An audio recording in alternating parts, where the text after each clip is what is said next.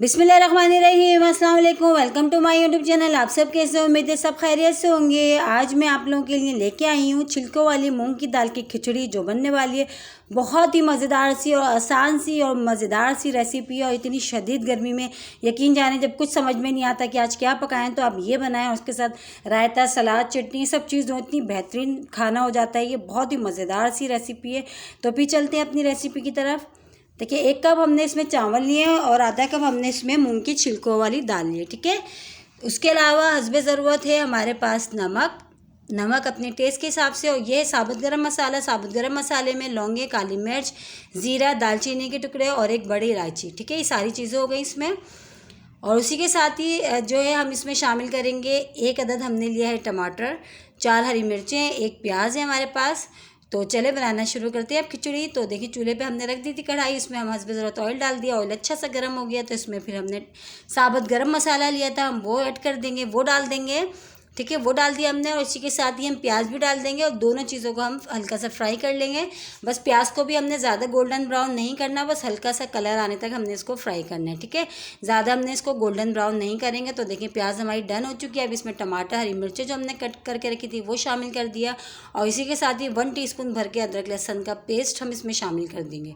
ठीक है, वो भी डाल देते हैं। ये भी डाल दिया। अब सबको जो है बहुत अच्छा सा हमने जो इसको भूनना है, ताकि टमाटर जो हमारे बहुत अच्छे से सॉफ्ट हो जाए अदरक लहसुन के साथ। थोड़ी देर हमने अच्छा से इसको मसाले को हम भून लेते हैं।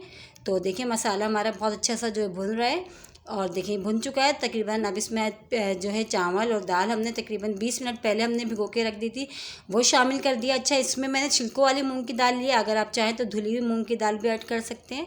हस्बे ज़रूरत नमक हमने इसमें शामिल कर दिया। अब हम इसको तेज़ आंच पे पकाते हैं। फिर उसके बाद जो है हमने इसको, जब कम पानी रह जाएगा, फिर हमने इसको दम पे कवर करके दम पे लगाएंगे। ठीक है, अभी हमने इसको तेज़ आंच पे पकाना है। तो देखें, तेज़ आंच पे जो है हम इसको पका रहे हैं। जैसे उबाल आना शुरू होगा, देखिए पकना शुरू हो गई बहुत अच्छी सी। तो इसको अभी हम थोड़ी देर और पकाते हैं, फिर हम इसको कवर करते हैं तकरीबन दम वाली आंच पे दम देने के लिए। ठीक है, तो देखिए अभी हमने जो है इसको और थोड़ी सी पकाना है। और बहुत ही मज़ेदार सी खिले खिले से हमारे चावल देखिएगा तैयार होंगे ये।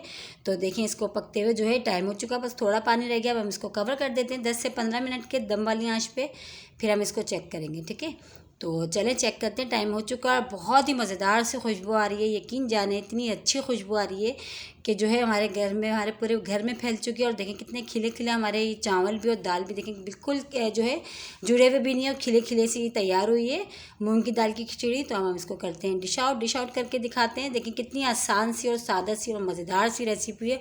और इतनी शदीद गर्मी में यकीन जाने आप लोग ये बनाएं कि कभी कभी जो है दिल नहीं चाह रहा होता कि कुछ जो है ज़्यादा ऑयली या ज़्यादा मिर्चों वाला खाने का, तो आप ये बनाएं मूंग की दाल की खिचड़ी। यकीन जाने बहुत टेस्टी बनती है। अगर आप लोगों ने आज से पहले नहीं खाई तो एक बार ज़रूर ट्राई करिएगा मेरे कहने से। बहुत ही आसान सी और देखें सादा सी रेसिपी और मज़ेदार सी। और इसी के साथ ही मेरे चैनल पे नए हैं तो मेरे चैनल को लाइक कर लें, शेयर करें, सब्सक्राइब करें। और कमेंट्स बॉक्स में ज़रूर बताइएगा कि आज की रेसिपी आप लोगों को कैसी लगी। और रेसिपी अच्छी लगी तो लाइक करना नहीं भूलिएगा। और रखिएगा अपना ख्याल। कल फिर हाजिर होंगी एक और रेसिपी के साथ। जब तक के लिए अल्लाह हाफिज़।